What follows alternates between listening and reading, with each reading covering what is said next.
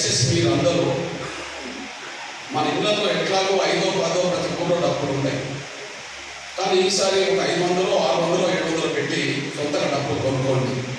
లేదా మన శ్రేయభిలాషులు అన్ని సంఘాల వాళ్ళు మనం సానుభూతిగా ఉన్నారు, మొదటి నుంచి మన కండలు ఉన్నారు, వాళ్ళ సహకారంతో సరే ఊళ్ళో డబ్బులు కొనుక్కోండి. కానీ ఎవరైనా సరే డబ్బు లేకుండా హైదరాబాద్ రావాలండి. అక్కడ సినిమా చూడడానికో షో చేయడానికో రావాలండి.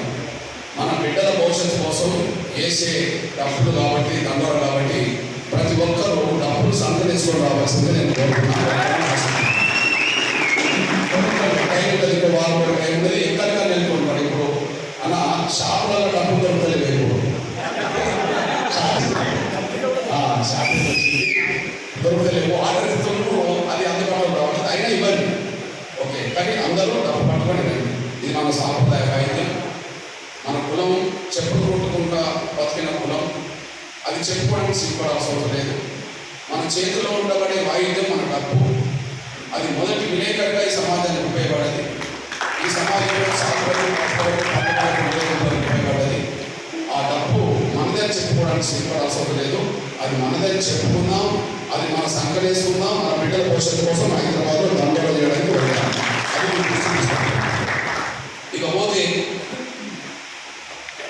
అన్న ఉన్నాడు కాబట్టి వాస్తవానికి సుప్రీంకోర్టు తీర్పు నిర్దిష్టంగా ఆగస్టు 1 వచ్చిన తర్వాత ఎస్సీ రిజర్వేషన్ల వర్గీకరణ న్యాయమే, అది రాష్ట్ర ప్రభుత్వాలు చేసుకోవచ్చు అని చెప్పి నిర్దిష్టంగా తీర్పు వచ్చిన తర్వాత అన్న నుంచి మొదలుకుంటే అందరిలో ఇక వర్గీకరణ అయిపోయింది.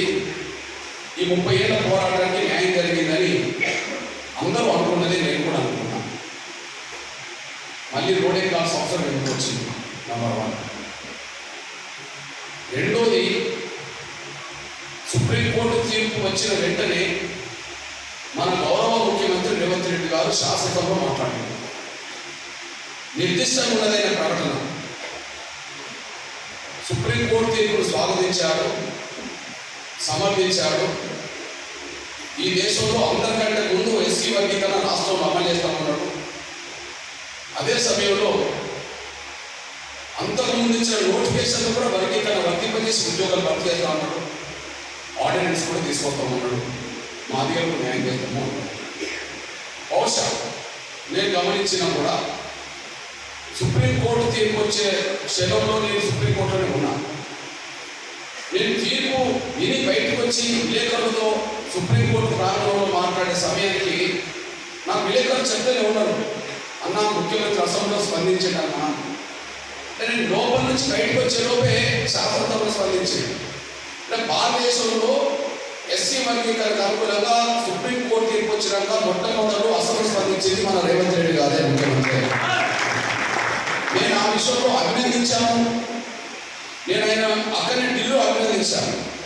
ఓకే, మొట్టమొదలు అసెంబ్లీని స్పందించాడు మా ముఖ్యమంత్రి రేవంత్ రెడ్డి గారు. ఆయన మీద మా నమ్మకం ఉన్నది, మాకు ఆశ ఉన్నది, చేస్తాడని నేను భావించుకున్నాను. నేను అది మౌనంగానే నేను ఎక్స్పోజ్ చేశాను. ఇక్కడ 2 కారణాలు. మనం ఓడెక్కాల్సిన అవసరం లేదు ఈ రెండింటి వల్ల. ఒకటి, సుప్రీంకోర్టు తీర్పు నిర్దిష్టంగా ఉన్నది, రాష్ట్రాలు చేయవచ్చు అని. 2, అందరికంటే ముందు నేనే చేస్తానని మన ముఖ్యమంత్రి చెప్పాడు. మరి ఇప్పుడు ఓడెక్కాల్సిన అవసరం ఎందుకు వచ్చింది?